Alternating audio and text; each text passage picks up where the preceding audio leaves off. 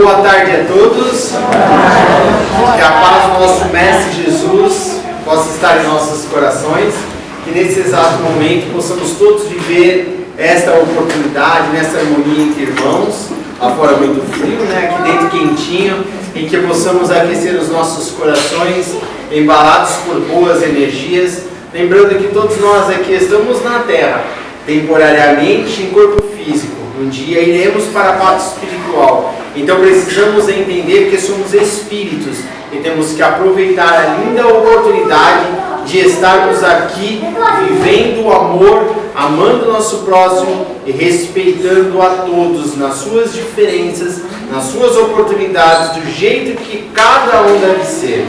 Pois nós estamos aqui para estarmos nos ajudando, para estar nos dando as mãos e seguindo o nosso caminho. E lembramos sempre que só o amor, como Jesus dizia, é capaz de cobrir a multidão dos nossos pecados. Pecados, a gente está cheio então, né? Então vamos desenvolver o amor para que estejamos amenizando esses pecados, esses nossos erros, tá bom, gente? É isso que o mentor da casa de Mococa quer de nós, os nossos mentores que nos trouxeram aqui quer de nós. Então vamos viver Jesus com intensidade em nossos corações, não é isso, gente? E, gente, hoje então, aproveitando a oportunidade, mais uma vez recebendo a visita da nossa irmã Benê, né, que vem trazendo essas palestras maravilhosas, bonitas, gostosas de escutar. Hoje a gente aprende bastante com as palestras dela, a gente enriquece, né, nosso repertório, né, de entendimento. E isso é muito bom, porque a gente aprende uns com os outros, não é isso? Aprendemos ouvindo, aprendemos sendo humildes e participando daquele fornecimento de energias e da comunicação que temos para nós, né? Comunicação é a fala, não só para falar besteira, né? É para a gente falar coisa boa também, né? Então vamos aproveitar que a Benê hoje vai falar só coisa boa, vai falar sobre os mensageiros. Então fica à vontade, tá, Benê? É nós e Deus, atividade, né? Hoje o tema continua, né? Os mensageiros. Boa tarde. A alegria, eu acho que é bem claro de sempre estar aqui. Estava me lembrando, acho que já posso contar 2 décadas de José de Mococa, né? Com muita alegria, com muito aprendizado, muito crescimento, muito apoio, muitos presentes recebidos da espiritualidade maior. A nossa gratidão é imensa, sem palavras, mas é uma gratidão imensa por essa casa e por todos vocês. Hoje eu estava pensando, tá friozinho. Será que as pessoas vão nessa tarde de sábado no José de Mococa com todo esse frio? E é muito gostoso a gente chegar aqui e ter criança brincando, passando, já cresceu, já está andando sozinha, né?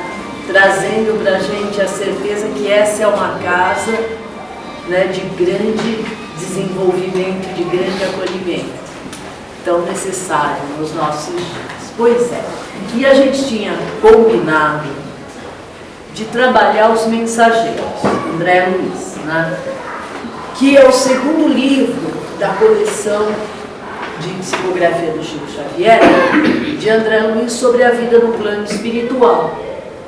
E a gente viu do capítulo 1 ao 6 que o André, trabalhando já no nosso lar, já prestando assistência à família terrena dele e continuando nas câmaras de retificação, já estava se sentindo muito equilibrado, né?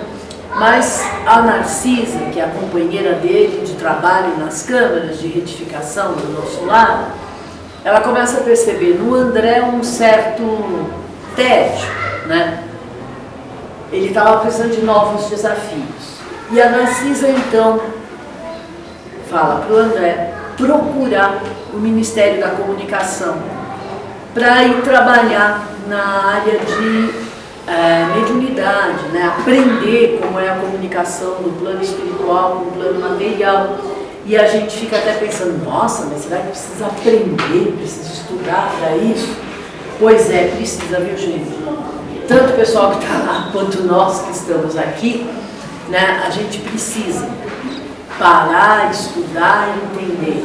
Né? Sempre aquela coisa assim, se você se voluntaria para um trabalho, você precisa aprender a ajudar. Porque senão, ao invés de ajudar, você atrapalha, né? A gente acha que está fazendo o máximo, quando vê, está aí atrapalhando todo mundo, né? Porque não sabe o que está fazendo. E aí, então, ele é levado pelo Tobias, outro companheiro de trabalho dele, até o Aniceto, que é o chefe de uma equipe de mensageiros que está ligado ao Ministério das Comunicações. Já nessa entrada, o Aniceto manda ele ir para uma palestra no dia seguinte. Aí ele vai, então, até o centro de mensageiros, ele faz uma descrição que são prédios incríveis, né? E aí ele entra no centro de mensageiros, está o Telésforo fazendo uma palestra sobre o trabalho de preparação dos médiuns em todas as colônias espirituais, que a colônia Nosso Lar, ela fica no umbral, numa região geográfica, a gente fala sobre a cidade do Rio de Janeiro, né? E não é só a colônia Nosso Lar que está nessa região chegando no umbral mais leve, né?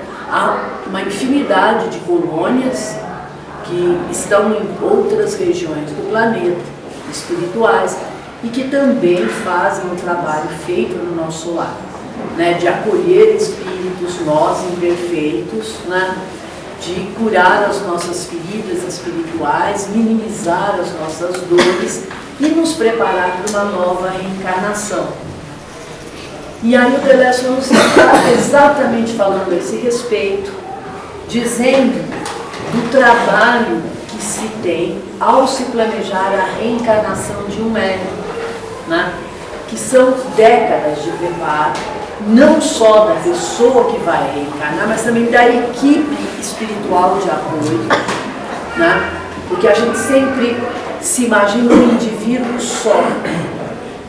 Nós, além de não estarmos sozinhos, né, na nossa ignorância a gente acha, eu fiz, eu consegui, eu aprendi, mas alguém me ensinou, né? Houve um debate, houve uma discussão, sempre para que a gente aprenda, para que a gente cresça, nós precisamos necessariamente uns dos outros. Então, na hora que se prepara um espírito para reencarnar como médium, não só ele está sendo preparado para esse trabalho, como também uma equipe espiritual que vai assisti-lo. Então, são décadas lá no plano espiritual, quando Telésforo nos informa que é uma multidão preparada, as centenas vêm para a Terra e um ou outro consegue cumprir a missão.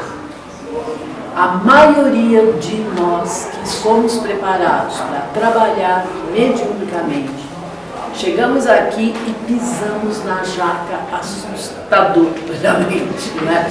Vamos usar assim, essa nossa expressão cotidiana, a gente pisa e surfa na jaca, né? A gente não vai só destruir alguns tomates da feira, não, a gente destrói a banca toda. Mas, a misericórdia divina acaba nos recebendo, né? Então o Telésforo termina a palestra, ele e o Aniceto, que é o chefe da equipe, aqui André Luiz vai fazer membro dessa equipe de mensageiros, os dois vão se aproximando do Vicente e do André, quando duas senhoras chegam e vêm pedir ao Aniceto por um outro espírito, o Otávio.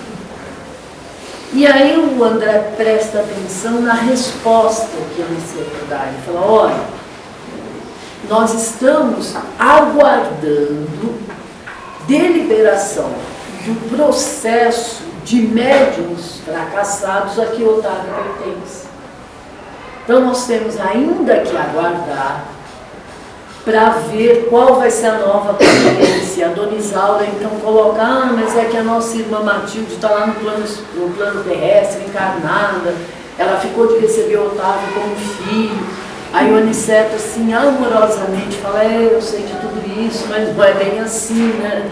A gente precisa esperar que o plano maior venha, né? E aí a gente já traz, o André já deixa muito claro para a gente, né? Olha, na colônia Nosso Lar, o médium que volta ao plano espiritual, que quer reencarnar, que já tem uma mãe esperando por ele, mas mesmo assim, para que ele reencarne, é necessário que seja analisado o que ele vai fazer. Né? Essa encarnação não é alguma coisa assim, então deixa, pode ir, já tem alguém esperando. Não. Tem que perceber se ele está em condições de renascer. E aí, nessa situação, a gente começa a lembrar da gente mesmo, né? Que há momentos assim que a gente faz um pedido, num momento de angústia, na hora que a gente vê que um filho não está bem, né, que um irmão não está bem, a gente para e faz uma vibração e pede, e fica imaginando, nem me escutou, né? Falou, espera aí um pouco. E a gente sabe que não é bem assim, né? Toda prece que a gente faz, ela é ouvida, ela é estudada e a resposta sempre vem. A gente sempre tem uma resposta. Pode não ser a que a gente quer, né? Mas que a gente recebe, que a gente é ouvido, e que a nossa prece é atendida, também ela é atendida. Normalmente, a gente aqui na Terra, encarnado, já perde a nossa capacidade de enxergar as verdadeiras necessidades, né? A encarnação faz a gente apagar a maior parte das nossas lembranças. Então, na hora que a resposta vem, a gente pode não gostar muito da resposta, mas é a melhor resposta que a gente precisa ter, né? É a resposta certa. É que às vezes na nossa infantilidade, na minha infantilidade espiritual, eu posso não gostar muito dela, mas é a melhor coisa que está acontecendo, tanto para mim que orei, quanto para aquela pessoa do meu afeto que está recebendo as bênçãos necessárias, né? Às vezes a gente fala assim, meu neto está com pneumonia, eu quero que ele sare imediatamente. E a bênção pode ser ele ficar esperando um pouquinho para sarar, né? Para aprender outras coisas. A gente precisa entender isso, né? E nesses momentos, né, a gente vê o quanto o ensinamento dos mensageiros traz para a gente. Por exemplo, o Otávio, né?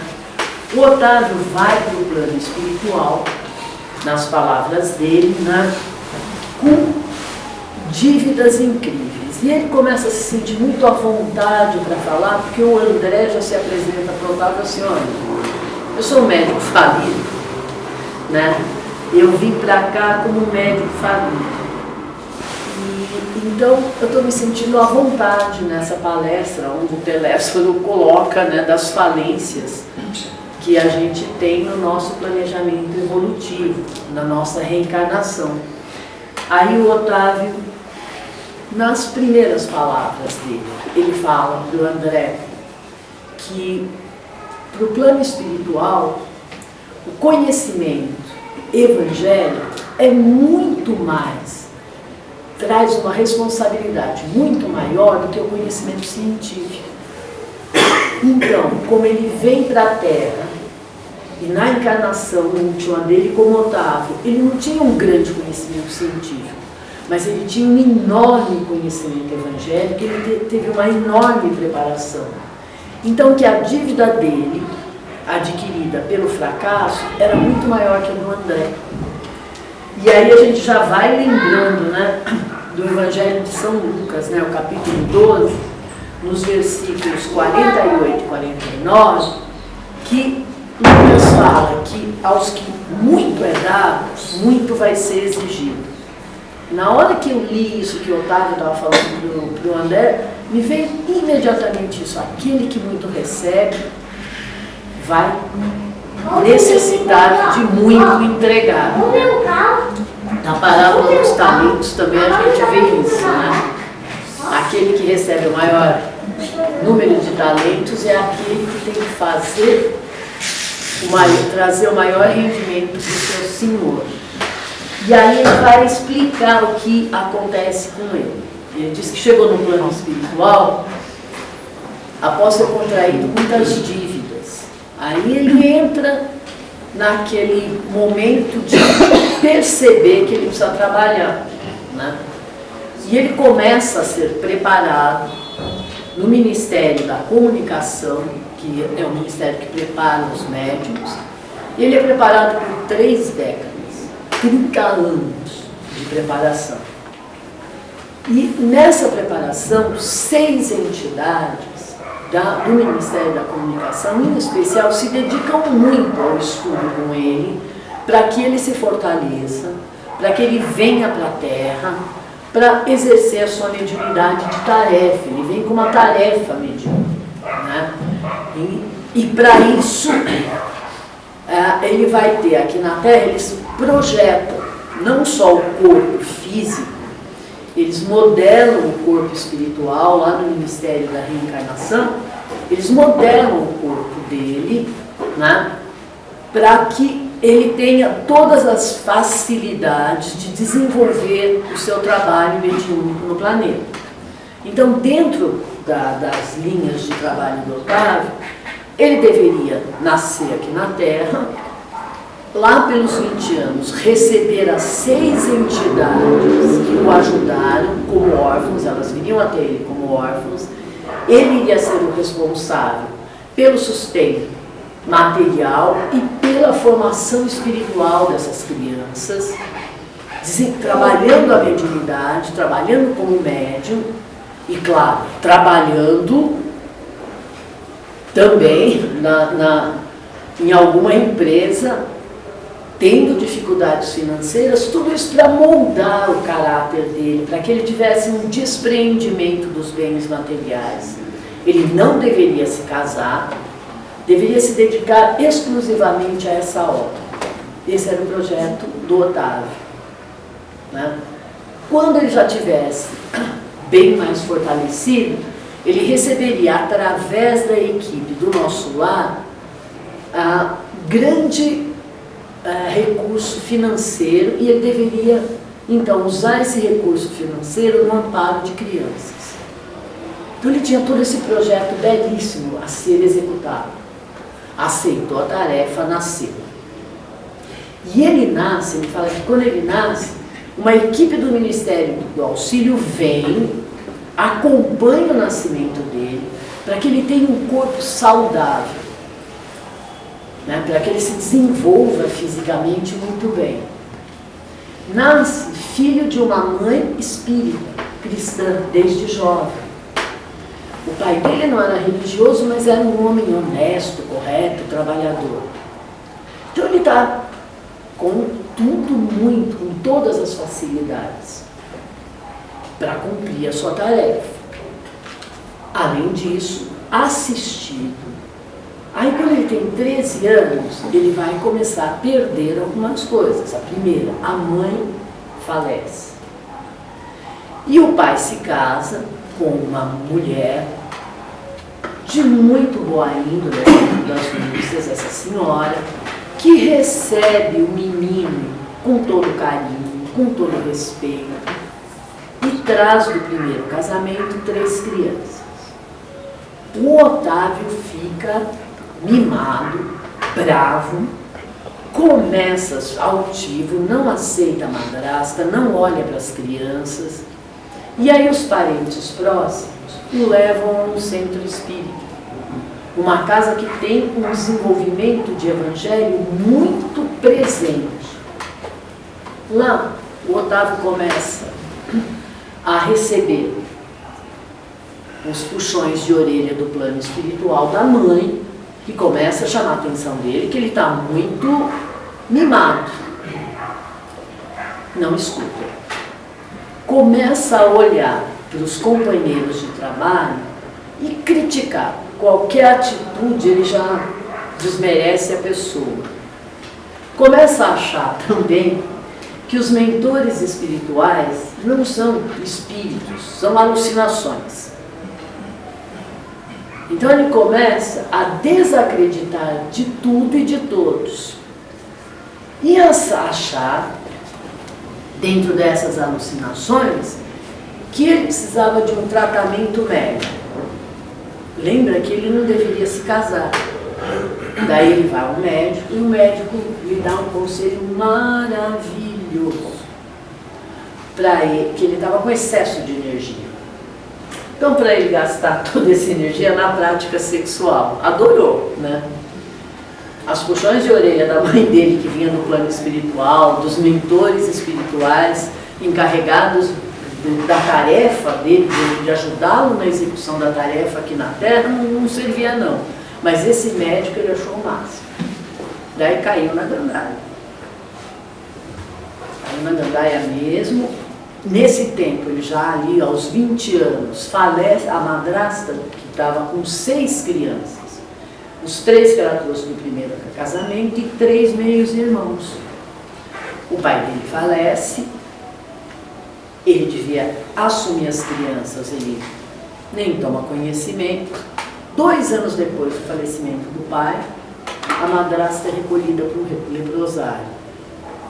O que ele faz?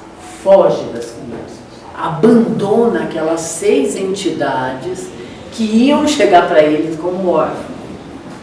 Ele simplesmente esquece, não escuta os apelos que recebe do plano espiritual, atrai naquela festa que ele faz da vida dele um espírito como esposa endurecido, que tem um filho mais endurecido ainda, entra num tormento danado e acaba desencarnando aos 40 anos de vida. Volta para o plano espiritual, é acolhido no nosso lar pela mãe dele, a Dona Isaura, que vai ampará-lo e que continua agora o trabalho para que ele reencarne e faça aquilo que ele havia combinado de fazer. Esse é o Otávio. E aí estamos nós, na análise de por que o Otávio falha. O André ele vai passando nas entrelinhas. O Otávio teve tudo muito de mão beijada. Estava tudo numa facilidade. Ele é filho único por um bom tempo, né? Até 13 anos de idade, uma mãe amorosa, religiosa, um pai honesto, trabalhador, uma madrasta que o acolhe, os parentes que não o abandonam, que quando percebem que ele está precisando de ajuda, levam ele a uma casa espírita, que o recebe com carinho, que lhe dá apoio. Então, como ele não tem nenhuma dificuldade, ele acaba também achando que ele não tem nada para fazer não, está tudo bom. E joga fora essa grande oportunidade. Né? O bom, o maravilhoso, é que a gente nunca está só, né? É que mãe é mãe, né? Assim, quando a gente fala mãe é mãe mesmo, né? Porque no plano espiritual, a mãe vai interceder por ele, vai acolher. A gente lembra também o André Luiz, né? É a mãe do André Luiz que o acolhe, que o segue durante todo o tempo no umbral e lá no nosso é que ele se fortaleça. Aqui a gente tem aquela maravilhosa certeza do amor incondicional das mães, né? Às vezes mães de encarnações passadas, que nem foi nossa mãe nessa encarnação, estão velando por nós. Esses grandes anjos da humanidade, né? É muito gostosa essa parte. Pois bem, e o André conversando, essa palestra do Telésforo termina, e toda essa conversa está acontecendo logo depois, porque o André tinha notado aquela porção de pessoas que choravam silenciosamente, né? Que é o que o Vicente esclarece de serem médiuns fracassados. Aí vem, se aproxima do grupo do André, que conversava com o Otávio, com a Dona Isaura, com a Dona Isabel, o Acelino. Aí o Acelino chega tentando acalmar o Otávio e fala: você errou porque não jogou o jogo. E eu, então, que joguei o jogo tão errado, tão desastrado, que acabei passando 11 anos no umbral, né, conversando com aqueles que eu atraí por ter feito o jogo errado. Pera, como assim o jogo errado, Acelino? Bom, vamos lá. O Acelino, ele também tem uma tarefa mediúnica própria. E também vem para a Terra, depois de toda aquela preparação no plano espiritual, ele vem, entra no trabalho espírita, numa casa espírita.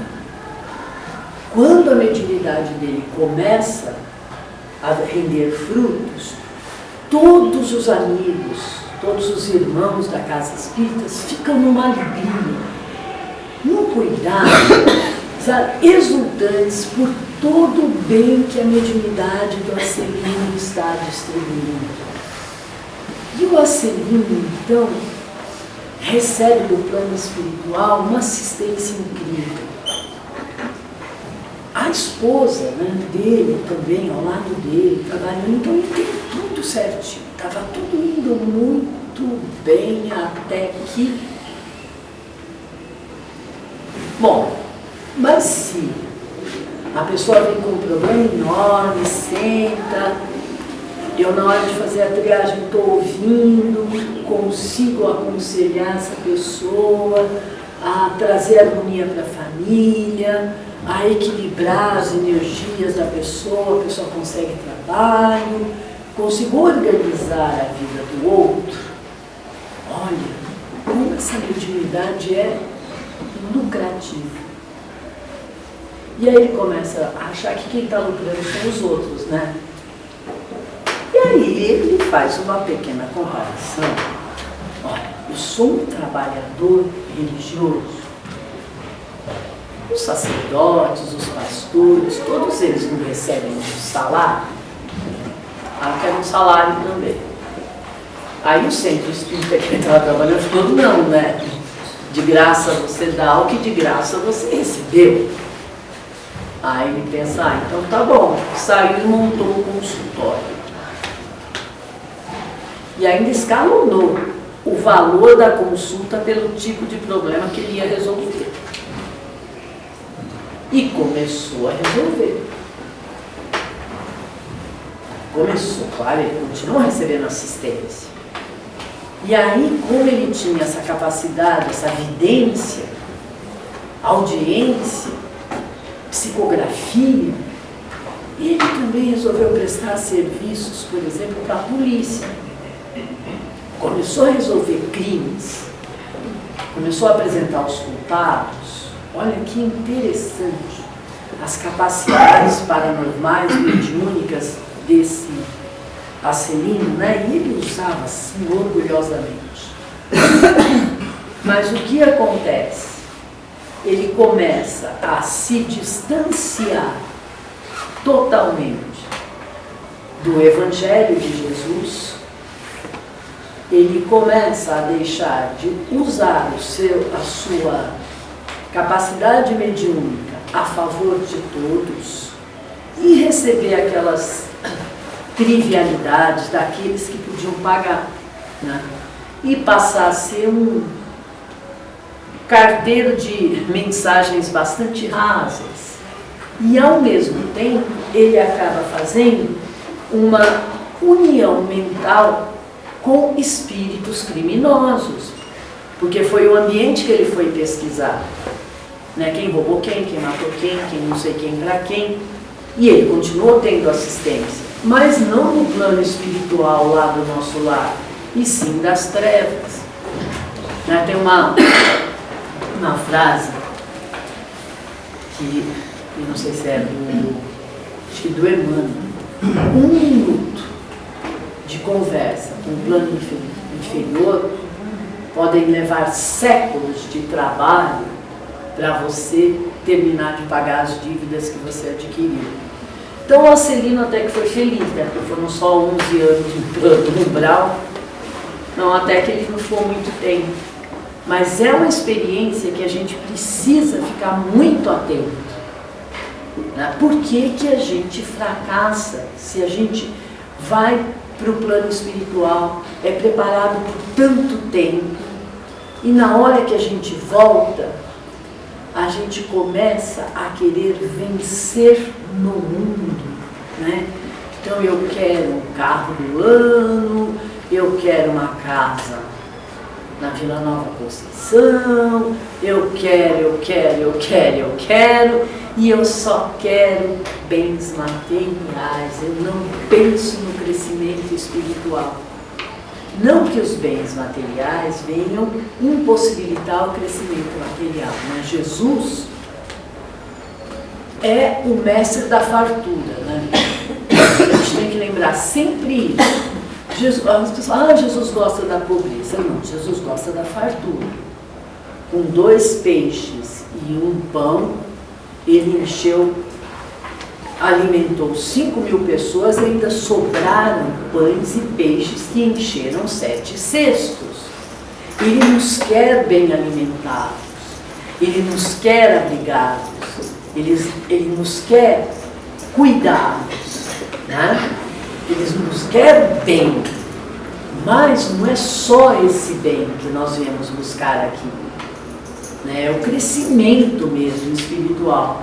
E aí o André começa a caminhar ali pelos que terminaram de assistir a palestra e começa a ouvir as histórias, né? Aquela história que essa é a minha predileta. Gente, olha, não deu para eu fazer meu trabalho lá no centro espírita porque, ai, meu marido é ciumento. Ah, as minhas filhas não gostam muito que eu fale que eu sou espírita kardecista, será? Ah, mas ou então, minha mãe nem percebe que eu faço um trabalho tão bonito, né? E eu percebi todas elas aqui, gente, porque é assim, tem uma senhora que está falando, olha, não dava para ir trabalhar. Porque eu ia para o centro espírita, meu marido, o Amâncio, ficava bravo, irrequieto, neurastênico, jogava as minhas filhas contra mim. Eu falava que ia estudar, ele já tinha uma crise de ciúmes, porque eu ia estudar com outras pessoas lá no centro. Olha, não deu, eu tentei, mas não deu certo. A outra senhora, então, olha, bem que eu queria, sempre assim, bem que eu queria continuar passando as receitas, né? Devia ser médium de cura, recebeu um espírito, ela fazia assim, eu queria continuar passando as receitas, mas, sabe, o meu marido Joaquim, ele vinha se opor à minha visão religiosa. Essa senhora, ela relata que ela brigava tanto com o esposo, nessas discussões de eu estou certa, porque é assim que tem que ser a religião, é assim que eu tenho que fazer, e ela se sentia tão superior, e as brigas de discussão, né? Qual é a melhor religião, quem está certo, quem está errado, quem anda por aqui, quem anda por lá, né? A melhor religião, segundo o Emmanuel, é aquela que faz bem a pessoa, só. Né? A religião serve para quê? Para deixar as pessoas bem. Mas ela, naquela discussão toda, ela envenenou tanto os seus fluidos espirituais que ela não conseguia mais praticar a mediunidade. Ela bloqueou todas as possibilidades de ajudar o outro por achar que ela estava sempre certa. Não podia fazer a menor crítica que ela já entrava, como assim?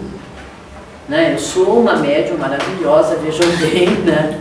Eu sei tudo o que acontece, e não aceitava que o melindrado, né? A médium melindrado. Ai, olha, eu não entendi muito bem o que você falou nessa palestra. Como assim, se fui eu que falei? Né? Sim, não é? Que isso, tem que entender, né? E é uma coisa, é o melindre, o não aceitar críticas.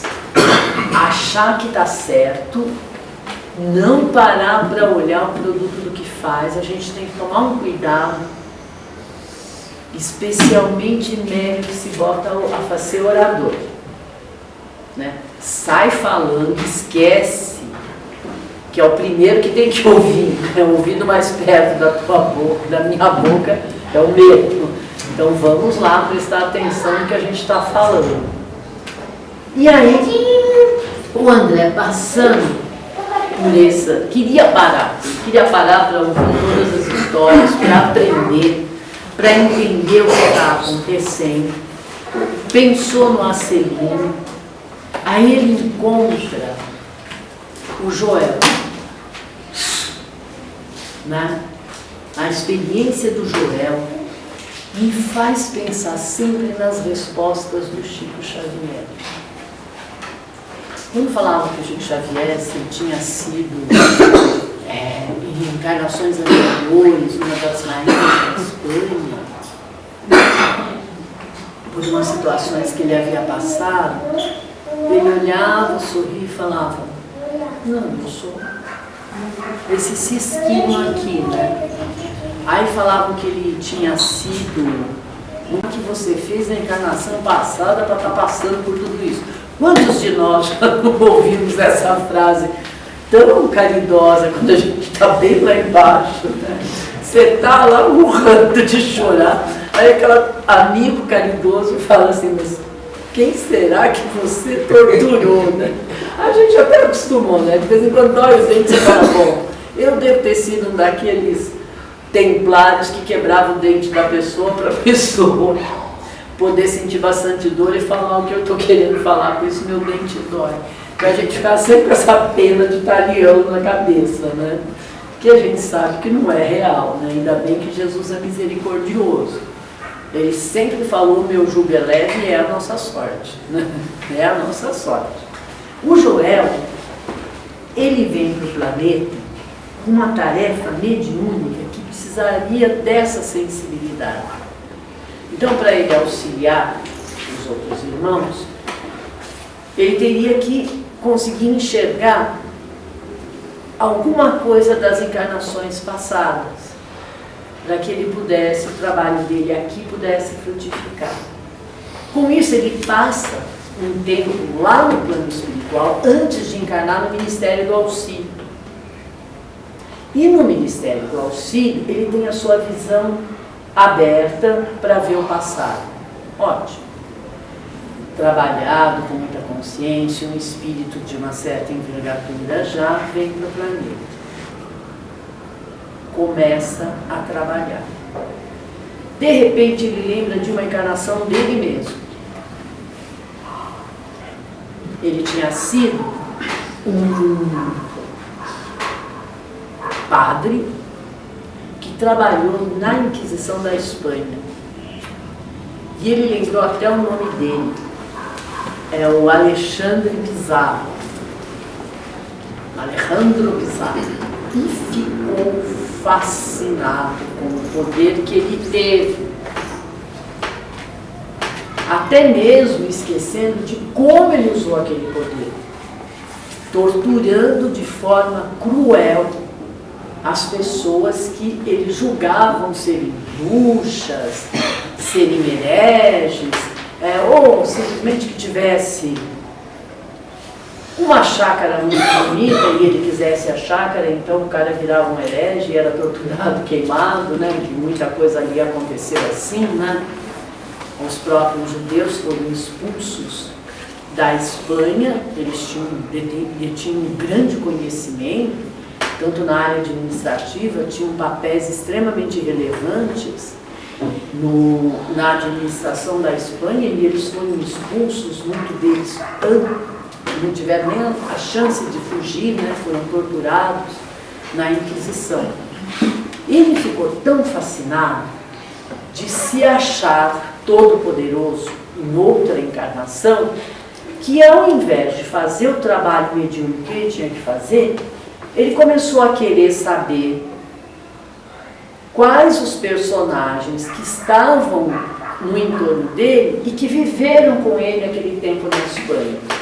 E aí ele ficava voltando totalmente, autofascinação, né? Ele voltava para aquele personagem e ele via um amigo dele, lá daquele tempo, e ele queria que os espíritos, que os mentores que estavam naquele trabalho, dessem notícia daquele espírito que ele conheceu, para saber se estava encarnado, se estava desencarnado, o que ele estava fazendo.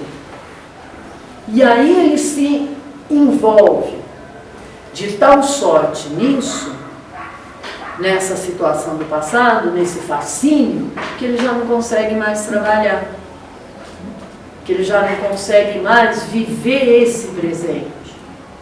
Então, eu me lembro muito bem, acho que numa conversa com o Solo, que a gente falava de regressão de memória, né?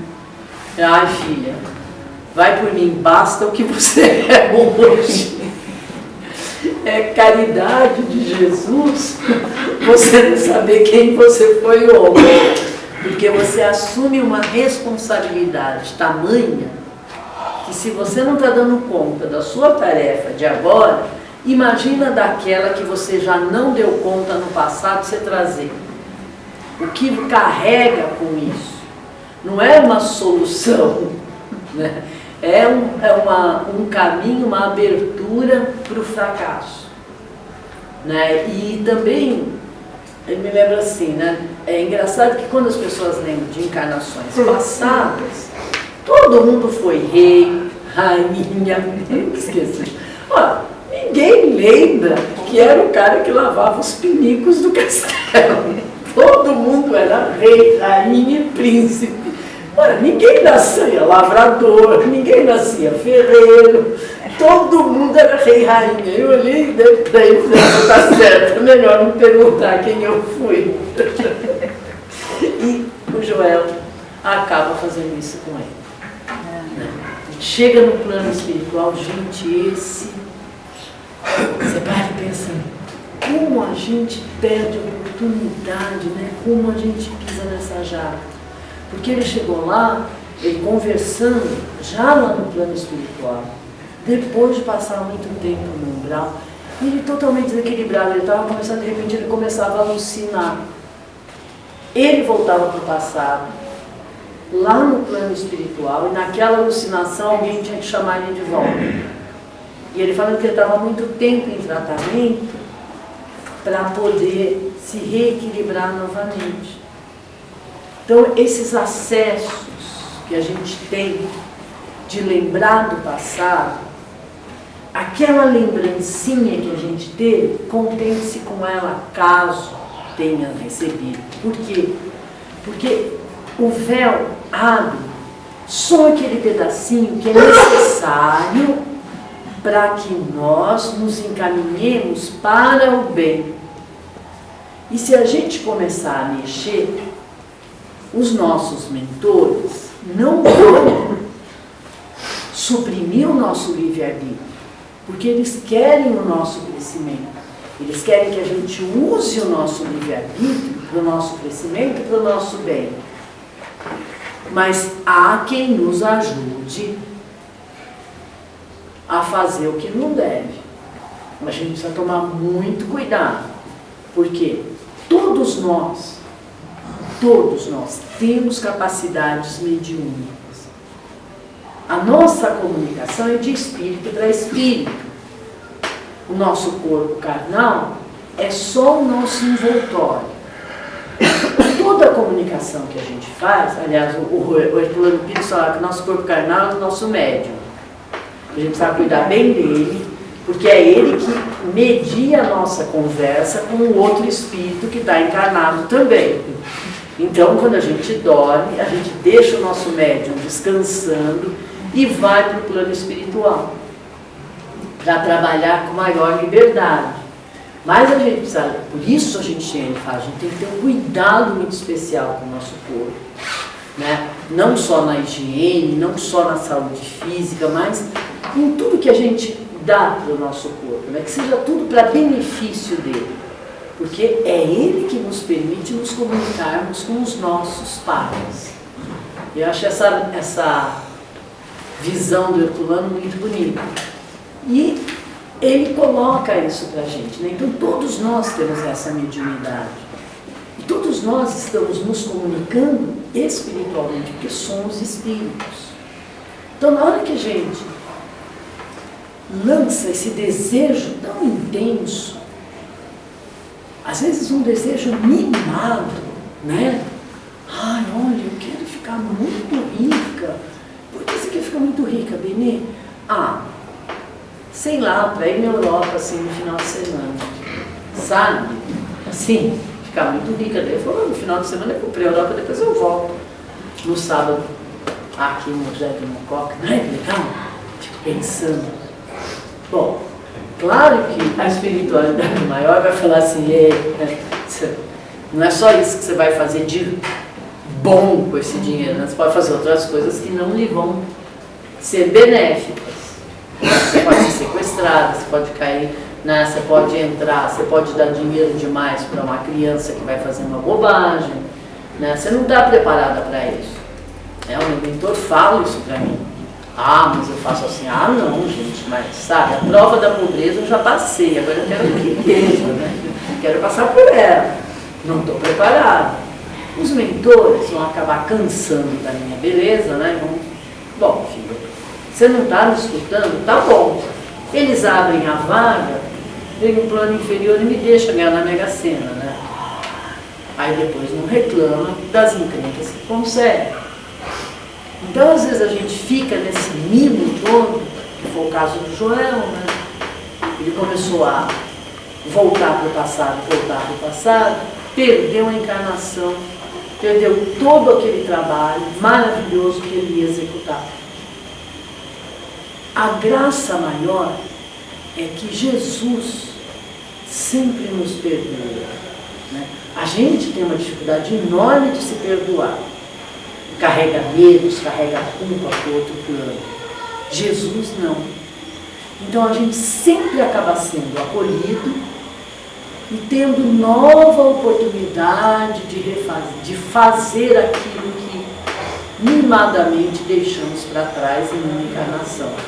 É a nossa maior alegria, né? E é a nossa maior alegria também essa certeza que a gente tem dessa importância da nossa união, dos nossos encontros, né? O André, no Estude Viva, eu vou terminar com essa missão do André. Ele fala assim, olha, capacitemo-nos de que o estudo reclama esforço de equipe e a vida em equipe é disciplina produtiva, com o esquecimento de nós mesmos em favor de todos, destacar a obra e olvidar, compreender que a realização e a educação solicitam entendimento e apoio, associar-nos sem a pretensão de comando, aceitar as opiniões claramente melhores que as nossas, não sermos uma pessoa sempre providencial, em hipótese alguma, admitirmos num conjunto de heróis, e sim num agrupamento de criaturas humanas, em que experiências difíceis podem ocorrer a qualquer momento. Nunca menosprezar os outros, por maiores as complicações que apresentem. Por outro lado, aceitar com sinceridade e bom humor as críticas que os outros nos endereçam. Esquecer as velhas teclas da maldição aos perversos, da sociedade corrompida, da humanidade a caminho do abismo, ou do tudo deve ser feito como os guias determinam. Então a gente percebe que o André pede para que a gente analise cada atitude que a gente vai tomar, inclusive aquelas que são aconselhadas pelos guias. Porque olha o que ele diz, olha, ou de tudo deve ser feito como os guias determinam. Nós somos responsáveis por cada atitude que a gente toma. Ah, não tem essa desculpa, mas eu achei que era o Dr. Bezerra. Ah, mas era um espírito que se camuflou de Bezerra e me confundiu. Isso não existe. O que a gente faz é responsabilidade da gente. A gente precisa estar sempre atento em relação a isso. Não é porque foi psicografado, não é porque o médium psicofônico falou que a gente fecha o olho e acredita.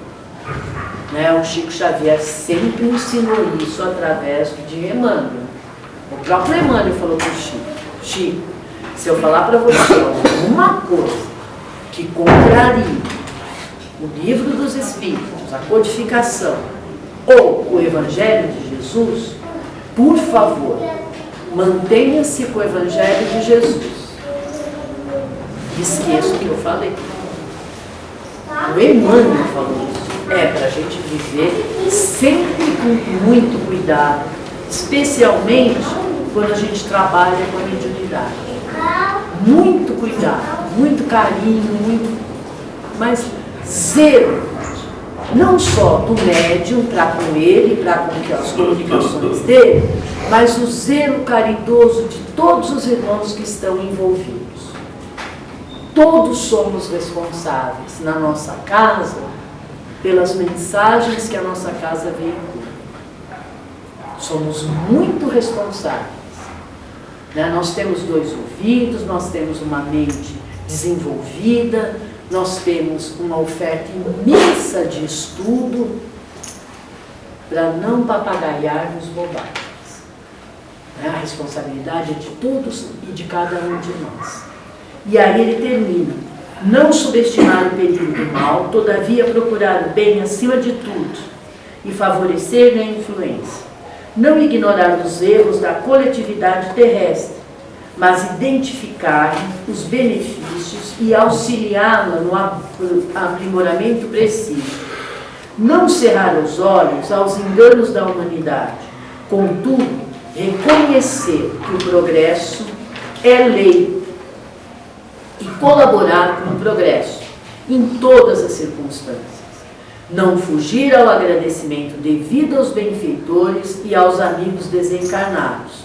Entretanto, não abdicar do raciocínio próprio e nem desertar da responsabilidade pessoal a pretexto de humildade ou gratidão para com eles. Gente, mas a gente continua com muita gratidão, não é? Com muito amor a toda essa pleiade de espíritos que assiste a nós todos através dessa casa. Né? A José de Mococa, Bezerra de Menezes, Leon Denis, Alsola, a sua mãezinha, a todos esses espíritos que passaram por aqui, outros que estão há séculos e séculos nos ajudando, a nossa imensa gratidão por essa reunião de hoje. Muito obrigada.